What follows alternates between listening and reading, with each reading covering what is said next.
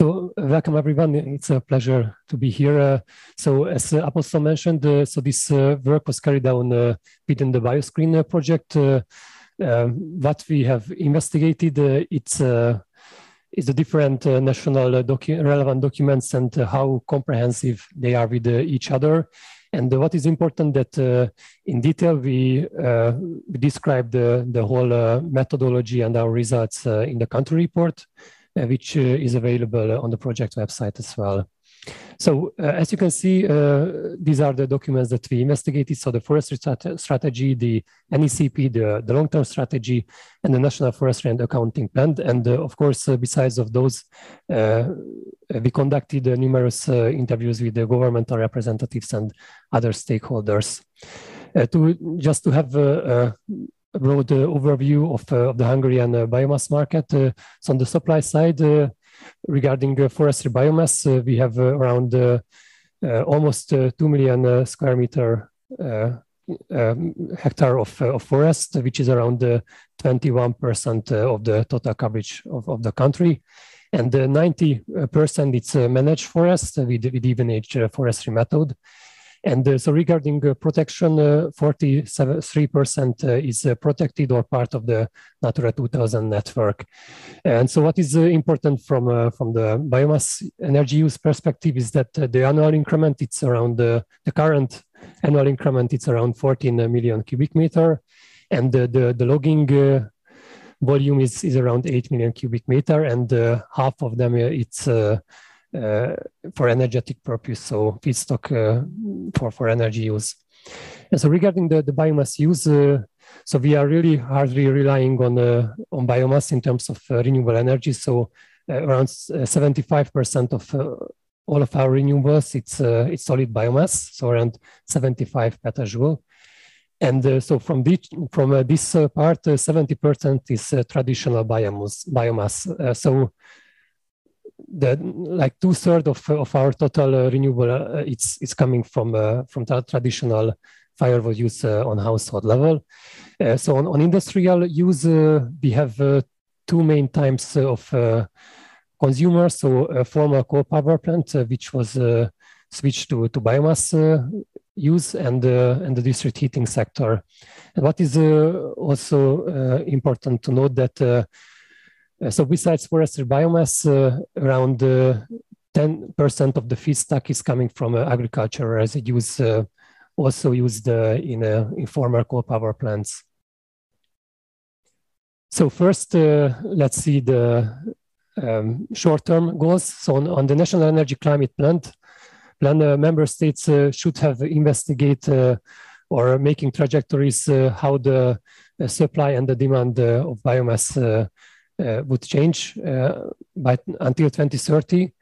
And so what we can see in the Hungarian National Energy and Climate Plan, it's not so much. So on the supply side, we have only 3 tables without any kind of explanatory text. So one is from the NFAP that I will talk about later. So it has 2 scenarios, one for a higher harvest level and one for lower harvest level, and how it would impact the carbon sequestration, but there is no, it's not clear that what is the plan going for. So would the harvest level increase or decrease? So it's unclear at all.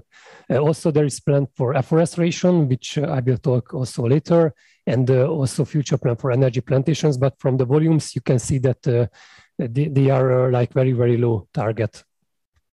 On the demand side, the Hungarian current renewable energy target, it's even lower than the Bulgarian one, only 21% by 2030. And so on the demand side, you can see that the NECP oversee an increase in the bioenergy use, also mainly in the power and heat sector, but also in the power. On the residential sector as well. So in the residential sector, it assumes a decrease, but a much more ambitious increase in the power and heat sector. And so what is interesting that there is only a few relevant planned interventions in the NECP. So the assumption it's mainly like market-based or other policy measures. So one is current news is that so we have a primary feed-in tariff system in Hungary. And so there was one call which was specifically tailored for existing biomass power plant, which covered like 90% of the total budget of the feed-in premium tariff. So now the government already spent a lot of money to support this former coal power plant. So then if we have to also look at the National Forestry Accounting Plan, because this models how the future carbon sequestration will shape the level of carbon sequestration in the existing forests. It was done by the Forest Research Institute. It has a very detailed method and also detailed database behind it. So it's very well established. And so what is important that it was already mentioned before that, so in the new LULUCF revision, fortunately, the forest reference level will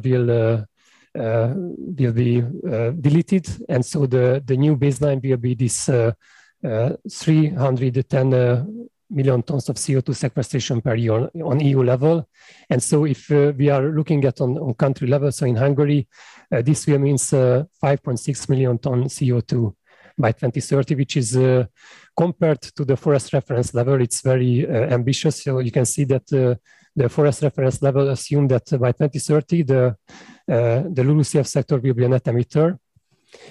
And so what is the reality is somewhere between the two bottom lines, so between the increase and the low harvest level. But you can see if this current 8 million cubic meter per year level of harvesting will decrease by 500,000 cubic meter, the sequestration will also decrease, which is like a very, very important point. Which means that if we would like to really reach this higher LULUCF target, we have to rely more on the afforestation. And so you can see that what is the effect of how the forest area grows in Hungary in the last decades. So it was a steep increase, but it was mainly because of methodological reasons. And so in the last 2 decades, the afforestation was around a few thousand hectares, so nothing at all.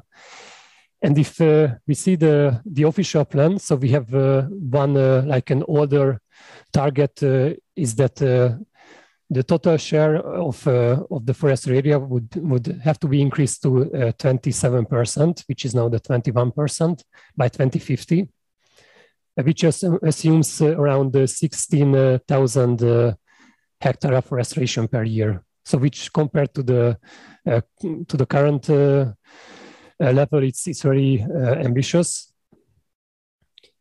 And so this is so I integrated also this into this diagram about the NECP, what is in the NECP. So this is like a very low ambition, and this is not totally not in line with the other national afforestation target. So we have a new target which communicated in the last 2 years, which brings forward this 27% of the target by 2030. But the big change is that the baseline it's not the forest area, but the trees, the land covered by trees. And I think I don't have to explain the difference. So in terms of biodiversity, in terms of potential carbon sequestration, there is a huge difference between trees growing next to a road and like a real forest. And so talking about the longer term, fortunately we have the long-term strategy published. But it's it's not like a real strategy, I would say, because it set up two scenarios. So we have a climate neutrality target, which is in our climate law. And there is two scenarios from the three which reach this climate neutrality, but there is no choice in the strategy. So it only investigated the possibilities, but it hasn't set up a clear pathway that how should we reach this climate neutrality. What is a good point is that there is a limit for the biomass, which is 75 petajoule. And if you remember, this is the current use of biomass. And but what is more important that to reach the climate neutrality, we have to offset around 4.7 million tons of CO2. So this is the emission that we will produce anyway, because we won't have the technology to decrease to absolute zero. And so that's why I put again this graph from the NEFP that you can see that this target is also very, very ambitious. So it means that we really have to decrease the level of harvesting and have to increase the level of afforestation.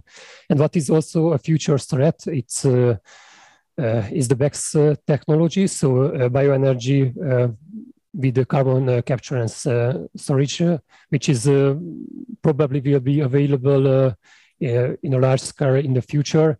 And this provides negative emissions. So from climate perspective, it looks like a logical step, but of course, in terms of biodiversity, there should be a strong safeguard on this. And so what is my key, so what was our results from this investigation, and what is my key message is that we really have to act right now and figure out that how can we find the right balance between the carbon sequestrations and the biomass energy use, because clearly in the future we have to rely on biomass to a certain extent to balance somehow the intermittent renewable energy sources, but on the other hand we really need it also for offsetting the existing emission. Thank you so much.